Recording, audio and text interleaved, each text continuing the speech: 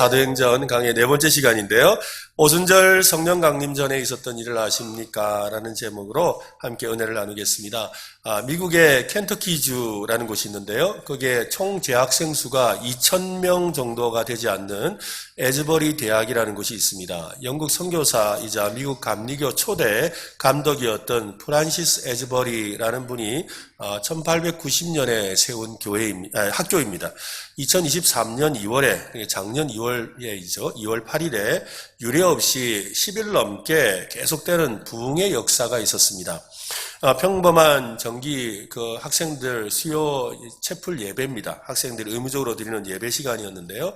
그러니까 굉장히 이렇게 의무적으로 드리는 시간이니까 참 은혜가 별로 없는 시간이죠. 그런데 그날은 그 예배가 끝나고 난 뒤에 학생들이 예배를 마치면 얼른 도망가는데 예배가 끝난 후에도 그것을 떠나지 않고 계속해서 찬양하고 예배를 드리는 역사가 일어난 겁니다. 미국 각주와 심지어 세계 전역에서 그 소식을 들은 수천 명의 사람들이 그곳을 향하게 되었고, 그 수요일을 기점으로 해서 10일 동안 그냥 24시간 계속 찬양하고 기도하는 그런 일들이 벌어진 거지요. 그래서 수천 명의 사람들이 와서 그곳에 참여해서 하나님의 그 부흥을 맛보았던 역사가 있었습니다. 그 집회를 통해서 수많은 사람이 육체적으로 또 영적으로 치유가 일어났고, 또 자신의 죄를 회개하고 또 삶을 그리스도께 헌신하는 일들이 생겨나게 되었다고 합니다. 그런 에즈버리 대학의 이 부흥의 이면에는 놀라운 기도 이야기가 숨어 있습니다. 8년 동안 2015년부터 2023년 2월까지 오로지 기도에 힘썼던 사람이 있었습니다. 말레이시아 출신의 홍투레오라는 이 박사, 신학 교수입니다. 그는 팻말을 앞뒤에 이렇게 붙이고서 학교 앞에 또 서서 학생들에게 위해서 기도하던 그런 신학교 교수님입니다. 사람들은 그를 샌드위치맨이라고 불렀지요. 그의 팻말에는 이런 문구가 적혀 있었습니다. 윌모여 깨어나라. 부흥을 위해 기도하라. 성령님이 오십니다. 이 홍투레오 교수는 미국의 트리니티 신학교에서 유학을 하고 말레이시아, 자기 고국인 말레이시아에서 14년 동안 신학교 교수로 사역을 하다가 2015년에 에즈버리 대학의 이 방문 교수로 일하게 되었습니다. 어느 날 하나님께서 이런 음성을 들려주셨죠. 그 교수직을 내려놓고 에즈버리의 부흥을 위해 기도하라 라는 그런 음성이었습니다. 스스로 자기가 보수주의자, 우리들처럼 이런 이 보수주의자라고 생각을 하니까 하나님의 음성을 그렇게 받는 게 쉬운 일이 아니지요. 그리고 설마 내가 잘못 들었겠지라고 하면서 선뜻 받아들이지 않았습니다. 그러나 뜻밖에도 몇 차례 계속해서 그 음성을 듣게 되었지요. 그래서 그는 그 부르심을 통해서 순종을 결단합니다. 그리고 2019년에 아예 그냥 윌모라는 그 지역으로 에즈버리 대학의 부흥을 위해서 전적으로 기도하기 위해서 이사까지 가버립니다. 함께 기도하는 사람들이 몇 사람이 늘어나게 되었고요. 그리고 얼마 지나지 않아서 에즈버리 대학에 놀라운 성령님의 역사가 일어났던 것이지요. 여러분, 모든 일에는 그 일이 일어나기 전에 전조현상이 있습니다. 좋은 일도 반드시 그 전에 어떤 현상이 있고요. 나쁜 일도 그 전에 어떤 현상이 반드시 있지요. 그냥 하늘에서 뚝 떨어지듯이 갑자기 일어나는 것이 아닙니다. 뭔가가 조심스럽게 진행되고 있었습니다. 우리가 잘 아는 오순절 성령 강림 사건이 있기 전에 여러분 무슨 일이 있었는지 아십니까? 예수님께서 약속하신 성령님께서 제자들에게 임하시기 전에 무슨 일이 있었을까요? 오늘 우리가 읽었던 그 본문이 바로 오순절 성령 강림 사건 직전에 있었던 일을 소개해주고 있습니다. 그 내용들을 함께 살펴보면서 오늘 우리도 성령님의 그 강권적인 역사하심이 있는 오늘 저와 여러분 우리 교회가 되었으면 좋겠습니다. 이를 위해 준비하는 저와 여러분 되시기를 바랍니다. 성찬하시기 전에 예수님께서 제자들에게 분부하신 말씀이 있죠. 여러분, 예수님이 뭐라고 명령하셨죠? 오직 성령이 임하시면 너희가 권능을 받고 예루살렘과 온 유대와 사마리아와 땅끝까지 이르러 내 증인이 되라 라는 명령을 하셨어요. 그런데 그 명령 바로 전에 또 하셨던 말이 있어요. 그것이 무엇이냐면 아버지께서 약속하신 것을 기다리라 라는 거였어요. 기다리라는 거죠. 기다려서 성령을 받으면, 그래서 오직 성령이 너에게 임하시면이라고 했으니까 성령이 오시기를 기다려야 한다는 거죠. 약속하신 것을 받을 때까지 기다리라고 했으니까. 그 일은 몇 날이 안 되어서 일어날 것이라고 하셨습니다. 성천하신 예수님을 지켜본 제자들은 이 감람산에서 예루살렘 시내에 있는 마가의 다락방으로 장소를 옮깁니다. 예수님을 모른다고 부인하며 흩어졌던 제자들이 다시 한자리에 모였습니다. 그곳에 모인 사람들은 그 예수님의 부활과 승천을 직접 목격한 사람들이지요. 그들은 부활의 증인이고 승천하시며 남기신 명령을 직접 듣고 받았던 사람들입니다. 다락방에 모여서 그들이 첫 번째로 한 일이 여러분 뭘까요? 그들이 다락방에 모여서 첫 번째로 한 일이 뭐겠습니까? 한번 따라할까요? 더불어 마음을 같이 하였다. 한번 더 할까요? 더불어 마음을 같이 하였다. 더불어 마음을 같이 한다는 게 뭘까요? 예수님의 마음을 품었다라는 것입니다. 예수님의 마음을 품었다는 거지요. 모두가 서로의 주장을 내려놓고 각자의 처지와 신분의 장벽을 스스로 허물었습니다. 오직 예수님으로 하나 되길 원했습니다. 사도 바울이 소개하는 것처럼 말이지요. 빌립보서 2장 2절 말씀인데요. 같이 한번 읽어보겠습니다. 시작. 마음을 같이하여 같은 사랑을 가지고 뜻을 합하여 한 마음을 품어. 그죠? 모두가 예수님을 사랑하는 사람들이었습니다. 예수님의 어머니와 예수님을 거부했던 형제들이 지금 한자리에 모여 있습니다. 오늘 조금 전에 읽었던 빌립보서 말씀처럼 마음을 같이하여 같은 사랑, 예수님을 사랑하는 그 마음을 가지고 모였다는 것이지요. 서로 논공행상을 일삼던, 그저 욕심에 빠져있던, 시기와 질투에 빠져있던 제자들이 한자리에 모였습니다. 예수님을 부인하던 사람과 십자가 앞에서 도망쳤던 사람과 부활의 목격자들이 모두 한자리에 모였습니다. 그들은 모두 제각각인 사람들이지요. 얼마든지 그동안에 있었던 여러 가지 일을 말하면서 야, 니 그때 도망갔잖아. 니 그때 예수님 구하실 때 모른다 했잖아. 니 옛날에 예수님 욕했잖아 하면서 서로 자기가 더 옳다고 또 니는 안 된다라고 이렇게 서로 말하면서 자기 기득권을 주장할 수도 있었습니다. 서로의 마음에 맞는 사람들끼리 야야야 저 사람들끼리 모이지 말자. 우리끼리 모이자. 야 우리 동네 사람 모이라. 또 뭐 야 우리 마음 맞는 사람 모여봐라 하고는 3, 4, 5 모여서 기도할 수도 있었겠지요. 그러나 그들은 더불어 마음을 같이 하였다고 합니다. 모두가 한 마음이 되었다는 거죠. 여러분 어떻게 해야 마음을 같이 할 수 있을까요? 함께 더불어 마음을 같이 할 수가 있습니까? 어떻게 하면 가능할까요? 여러분의 마음과 저의 마음을 어떻게 하면 같이 할 수 있을까요? 제 마음과 여러분의 마음이 어떻게 하면 같이 될 수가 있을까요? 또 장로님과 권사님들의 마음을 어떻게 하면 같이 할 수가 있을까요? 여기 어르신들이 있죠. 또 우리 저기 가면 다음 세대 아이들이 있는데 이 어르신들과 다음 세대 아이들이 어떻게 하면 마음을 같이 할 수 있겠습니까? 또 우리 예배 자리에는 신앙의 연륜이 깊은 사람도 있고 이제간 예수를 믿으려는 사람도 믿는 사람도 있습니다. 어떻게 이들이 신앙의 수준이 다른데 마음을 같이 할 수가 있습니까? 서로의 마음을 조금씩 조정하면 가능할까요? 야, 조금씩 양보하자. 좀 서로 네 것 좀 내놓고 나도 양보하고 서로 그러면 우리 마음 하나로 안 되겠나? 가능할까요, 여러분? 서로의 마음을 또 그러지 말고 야, 네가 내 마음 되면 되잖아. 내가 네 마음 될게. 이러면서 서로 자기의 마음을 내어놓고 또 그 사람 마음을 받아들이면 그러면 더불어 하나가 될까요? 같이 마음을 모을 수가 있을까요? 아닙니다, 여러분. 그 방법으로는 불가능합니다. 그런 일은 절대로 일어나지 않습니다. 서로의 마음을 조정해서 하나 되려는 것은 잘못된 방법입니다. 그냥 조정했을 뿐이지 하나 되지는 않습니다. 비슷해 보일 뿐이지요. 더불어 마음을 같이 하기 위해서는 모두가 한 방향을 바라봐야 돼요. 한 방향을 바라봐야 돼요. 한 곳을 바라봐야 되죠. 어디를 바라봐야 될까요? 예수님을 바라봐야 합니다. 해볼까요? 예수님을 바라봅시다. 옆 사람에게 한 말씀하세요. 우리 같이 예수님을 바라봅시다. 네, 다시 한번 더 합시다. 예수님만 바라봅시다. 네, 예수님만 바라봐야 되는 거예요. 성경에서 우리가 주 안에서 사랑하라라는 말씀 우리가 들을 때가 있잖아요. 그죠? 부부가 서로 사랑하기 위해서 어떻게 주 안에서 사랑하라 그러지. 자녀와 부모가 서로 사랑하기 위해서 주 안에서 공경하고 사랑하라 그래요. 우리 형제 자매들이 서로 사랑할 때도 내가 내 힘으로 하는 것이 아니라 주님 안에서 하라는 말이 뭐예요? 주님 바라보고 사랑하라 이 말이에요. 주님의 마음이 내 마음이 되고 내 마음이 주님의 마음이 될 때 당신 마음도 주님의 마음이고 주님의 마음이 당신 마음이니까 우리 마음이 주님의 마음이고 주님의 마음이 우리의 마음이니까 하나가 되는 거예요. 오늘 우리 모두가 주님의 마음을 품게 되시기를 바랍니다. 그죠? 바로 이 마음을 우리가 품어야 하는 것이죠. 예수님의 마음을 품는 방법밖에 없습니다. 그래서 사도 바울은 힘주어서 말합니다. 빌립보서 2장 2절에 보면 같이 읽읍시다.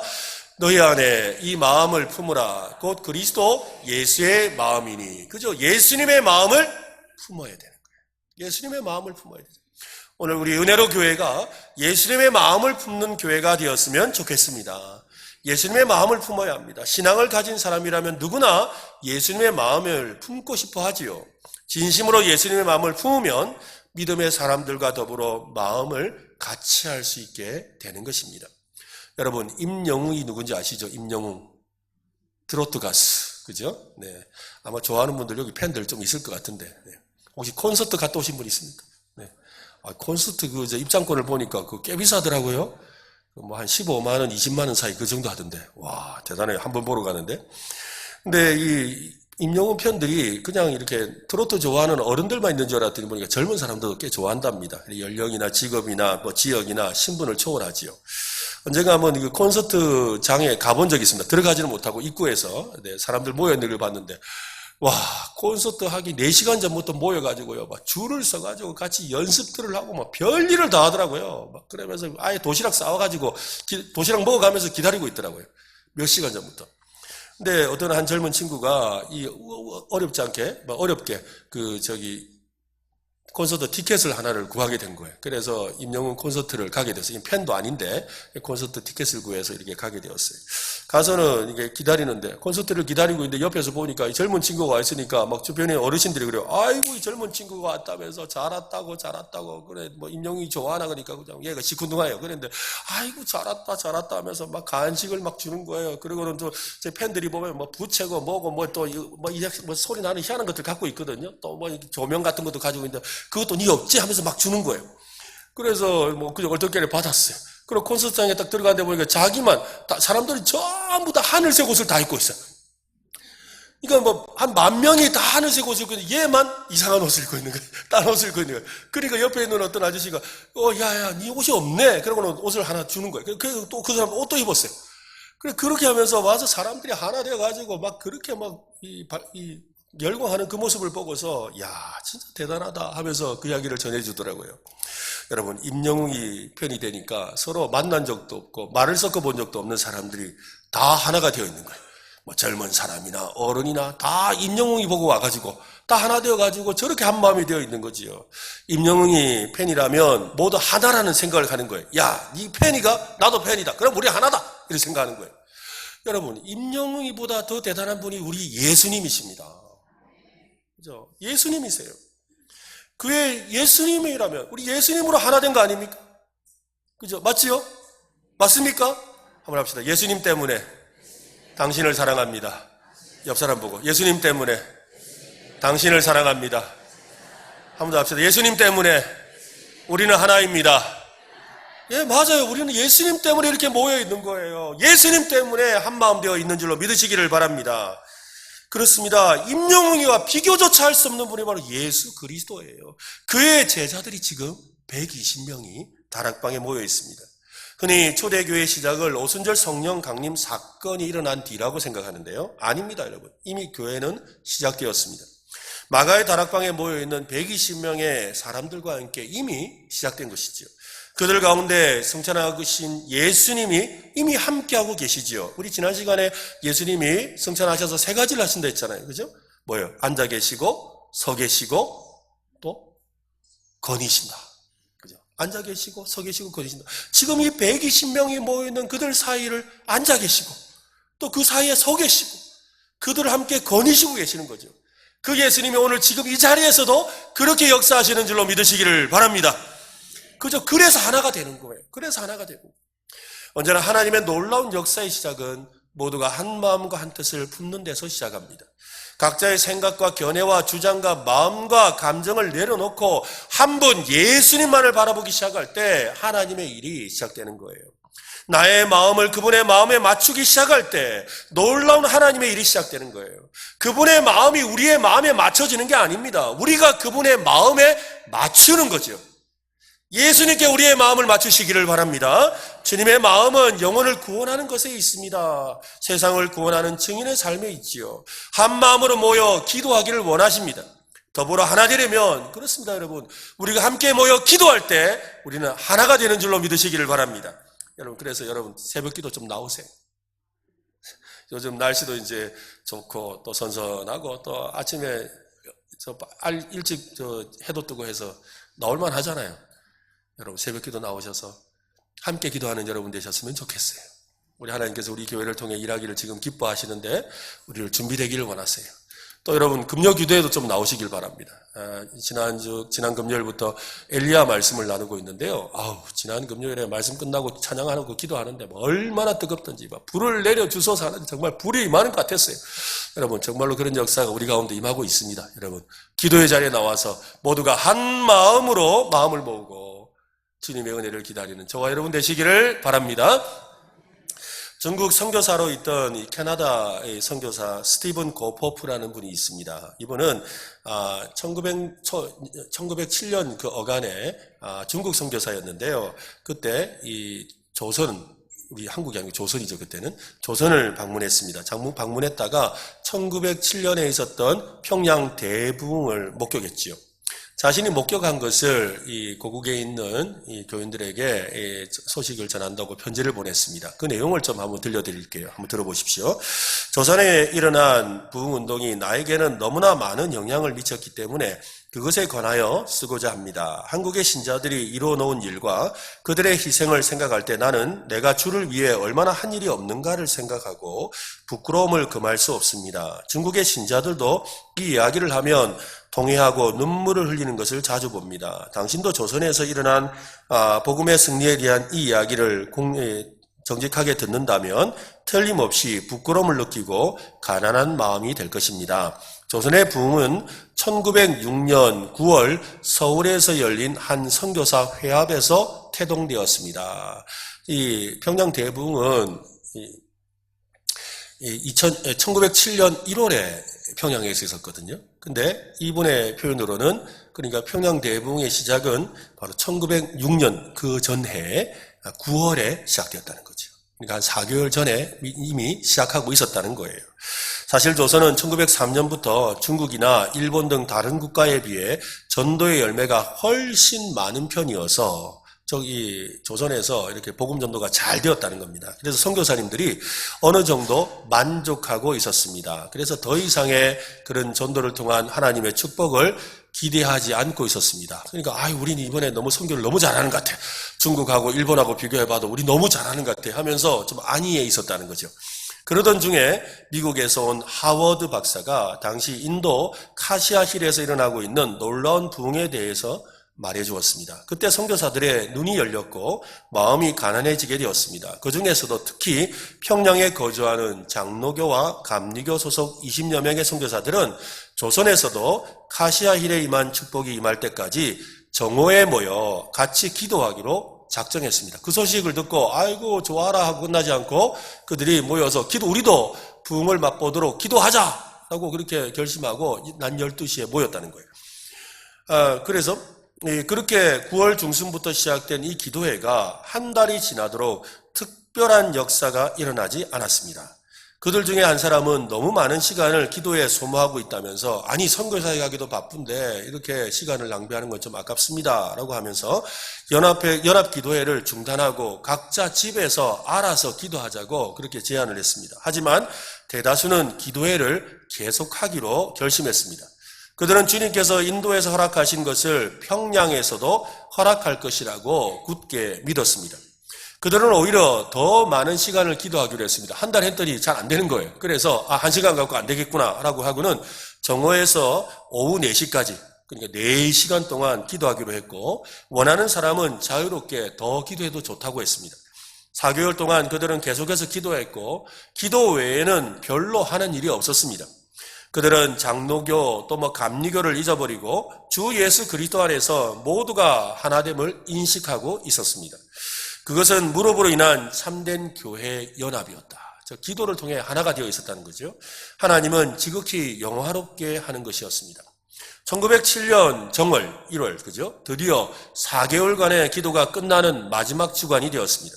선교사들은 모두가 하나님께서 그 주간에 있는 집회에, 평양에서 이 장대현 교회에서 집회가 있었거든요. 그래서 그 집회에 놀랍도록 축복하실 것을 기대하고 있었습니다. 하지만 마지막 날까지 하나님의 어떠한 특별한 역사도 일어나지 않았습니다. 마지막 날 저녁 집회에는 1000여 명의 사람들이 모여 있었습니다. 그때 갑자기 한국 교회의 지도자인 길선주 장로가 일어나서 자기의 죄를 고백했습니다. 저는 아간입니다. 하나님께서 나 때문에 축복하실 수가 없습니다. 나는 지난 1년 전 내 친구가 임종하면서 맡긴 재산을 관리하면서 그 미망인의 돈을 100불을 가로챘습니다. 내가 하나님을 가로막고 있습니다. 라고 회개했던 거죠. 그 순간 장애물이 거쳤고 거룩하신 하나님의 임재가 가득해지는 것을 느꼈습니다. 곧이어 죄의 자각이 모든 신자를 휩쓸었습니다. 그날 저녁 예배는 새벽 2시가 되어서도 끝나지 않았다. 새벽 2시가 되어서도 끝나지 않았습니다. 아직도 수십 명이 울면서 그들의 죄를 고백할 차례를 오기를 기다리고 있었습니다. 이 집회를 기점으로 조선에서는 회개의 역사가 놀랍게 일어나게 되었습니다. 여러분, 이 평양 대붕의 역사가 일어나기 4개월 전에 기도가 시작되었다는 거죠. 서로 마음이 맞지 않는, 또 각자의 신학도 다르는 그런 이 선교사들이 모여서 기도를 시작했다는 거예요. 고린도전서 15장에는 예수님의 부활을 목격한 증인들이 나오는데 이 예수님께서 일시에 500여 행저에게 자기를 보이셨다라고 합니다. 예수님의 승천을 목격한 사람이 얼마나 되는지는 우리가 사도행전에 기록되어 있지 않아서 모릅니다. 지금 다락방에 모인 사람들이 120명이라고 하지요. 그들은 부활하신 예수님을 만난 500여 형제 중에 일부였을 겁니다. 부활을 목격하고 예수님의 말씀을 들었던 모든 사람이 오순절 성령 강림 사건이 있던 현장에 함께하지는 않았습니다. 성령님으로 인한 부흥을 경험한 사람은 500명이 아니에요. 여러분, 500명이 아니에요. 그죠? 500명 중에 몇 명? 120명. 그러니까 380명 어디 간지 몰라요. 뭐 집에 뭐 갔는지, 뭐 애 보러 갔는지, 뭐 어디 갔는지 몰라요. 500명 중에 120명만 지금 이 자리에 있는 거예요. 그 120명은 어떤 사람이었을까요? 예루살렘을 떠나지 말라는 그 예수님의 말씀에 순종하는 사람들이었지요. 예루살렘을 떠나지 않고 마가의 다락방에서 약속이 이루어지기를 기다리며 오로지 기도에 힘쓴 사람들이었습니다. 14절 말씀을 한번 보세요. 같이 한번 읽겠습니다. 시작. 여자들과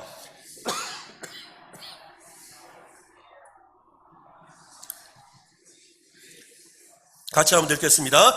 여자들과 예수의 어머니 마리아와 예수의 아우들과 더불어 마음을 같이하여 오로지 기도에 힘쓰더라. 한번 해볼까요? 오로지 기도에 힘쓰더라. 무슨 말이에요? 기도밖에 안 했다 이 말이죠. 이 세상을 뒤집는 진정한 부흥의 역사는 오로지 기도에 힘쓸 때 일어납니다.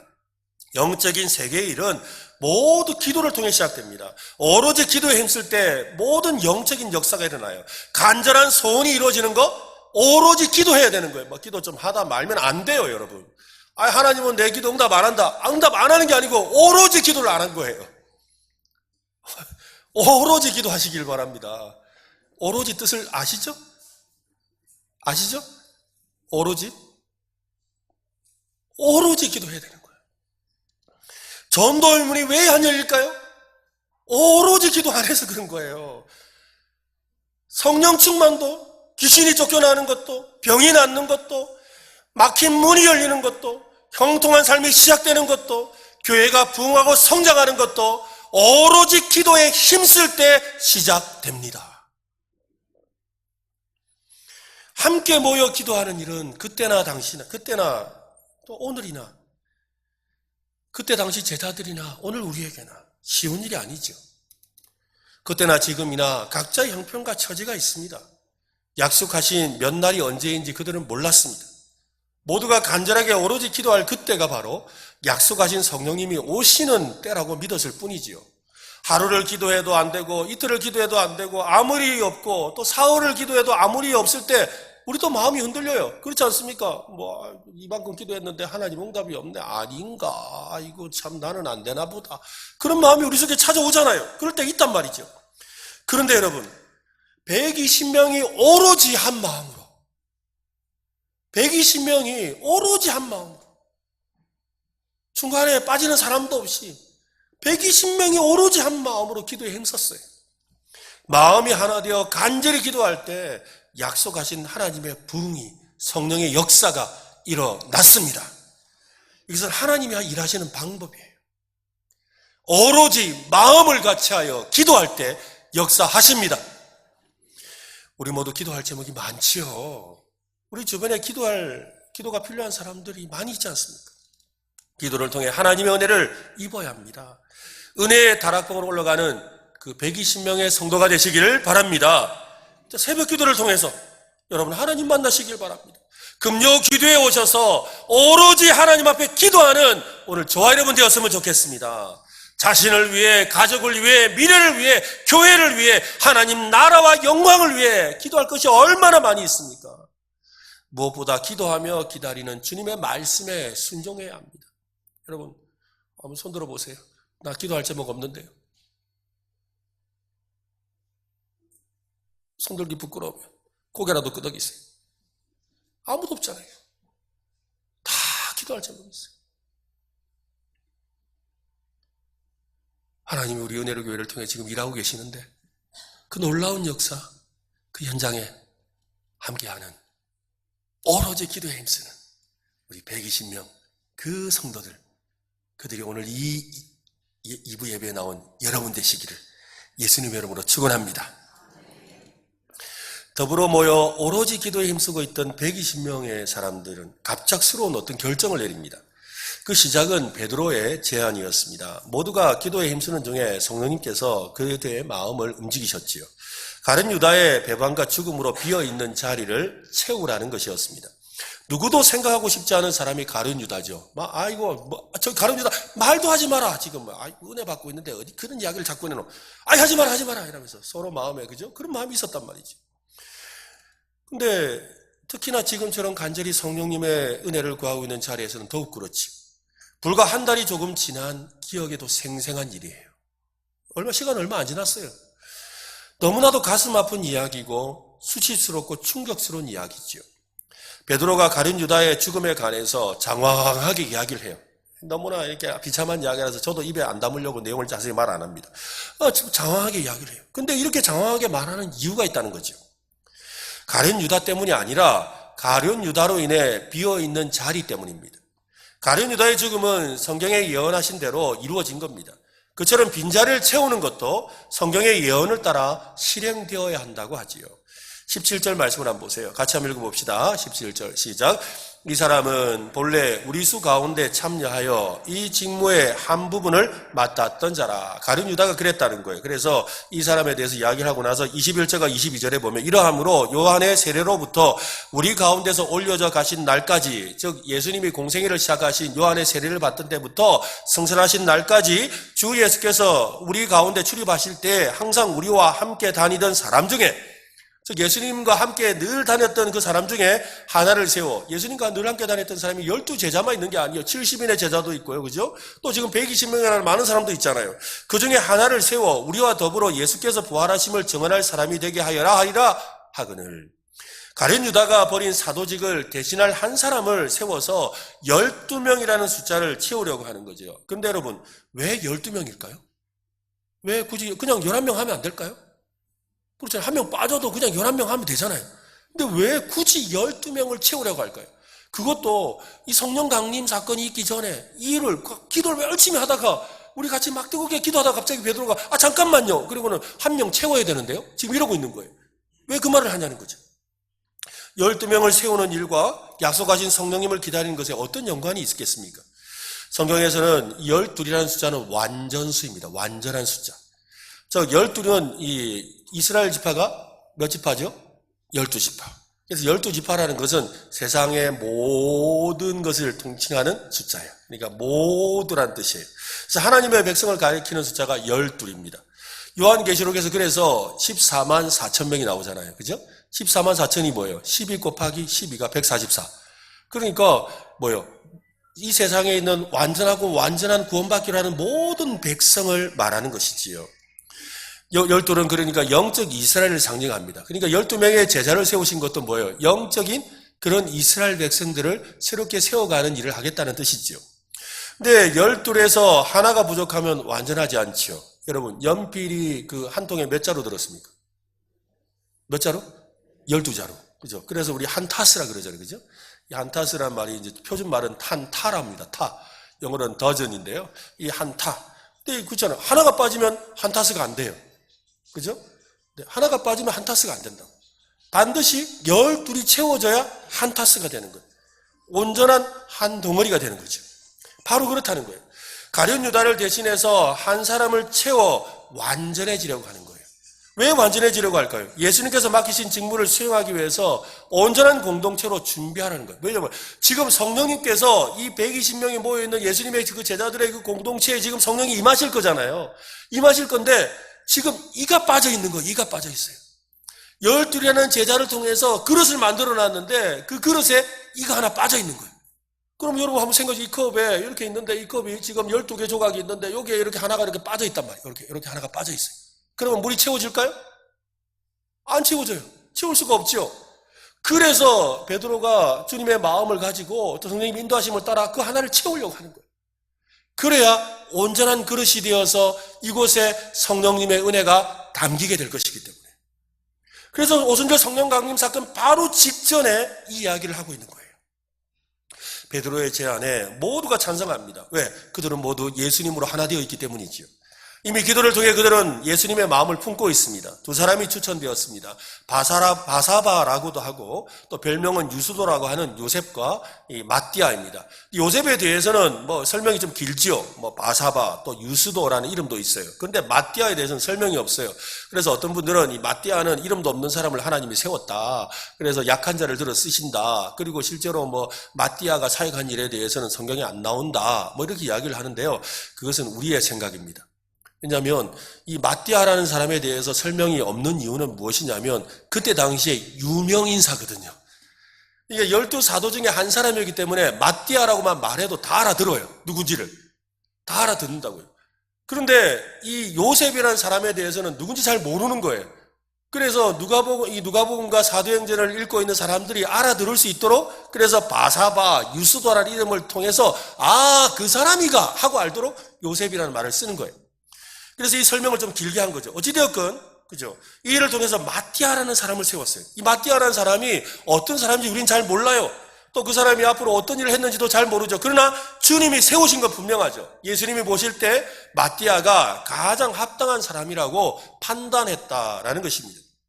12번째 자리를 누가 차지했느냐는 중요하지 않습니다. 우리 주님은 그 빈자리를 채울 사람을 찾고 계십니다. 그를 불러 직무를 감당하도록 채우기를 원하시지요. 그 자리가 비면 또 다른 사람을 채워서라도 반드시 그 자리를 채워 일하기를 원하시는 거예요. 가끔 교회에서 잘 섬기다가 어떤 분이 그래요. 좀 하시죠. 그러니까 좀 쉬려고요. 그래요. 왜 쉬는데? 그러니까 말을 안 하는데 나중에 뒤에서 들려오는 소리가 그래요. 내가 없으면 되나 봐라. 아니 내가 이렇게 열심히 하는데 아는 척도 안 해주고 그런데 뭐 그래 내가 한번 빠져볼 테니까 한번 잘 돌아가나 한번 보자. 그러니까 그래 뒤에서 한번 지켜보고 있는데 너무 잘 돌아가는 거죠. 그래 마음이 상해. 아니 이럴 수가 있나 이러면서 그런 생각이 들죠. 여러분 당연히 잘 돌아가죠. 왜요? 일은 내가 하는 일이 아니고 주님이 하시는 일인데. 여러분 교회는 주님이 하시는 거예요. 주님이 이루어 가시는 거예요. 우리를 그저 써주시는 거지. 그러니까 여러분 잘 되나 두고 보세요. 잘 됩니다 여러분. 괜히 가서 뭐 그래 한번 은혜로 교회 잘 되나 봐라. 잘 되게 돼 있다니까요.